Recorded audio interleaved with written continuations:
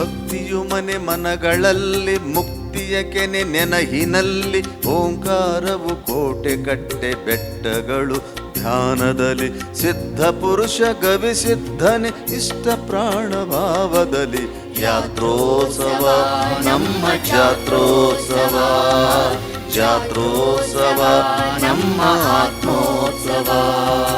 ಭಕ್ತಿಯು ಮನೆ ಮನಗಳಲ್ಲಿ ಮುಕ್ತಿಯ ಕೆನೆ ನೆನಹಿನಲ್ಲಿ ಓಂಕಾರವು ಕೋಟೆ ಕಟ್ಟೆ ಬೆಟ್ಟಗಳು ಧ್ಯಾನದಲ್ಲಿ ಸಿದ್ಧ ಪುರುಷ ಗವಿ ಸಿದ್ಧನೆ ಇಷ್ಟ ಪ್ರಾಣ ಭಾವದಲ್ಲಿ ಯಾತ್ರೋತ್ಸವ ನಮ್ಮ ಜಾತ್ರೋತ್ಸವ ಜಾತ್ರೋತ್ಸವ ನಮ್ಮ ಆತ್ಮೋತ್ಸವ.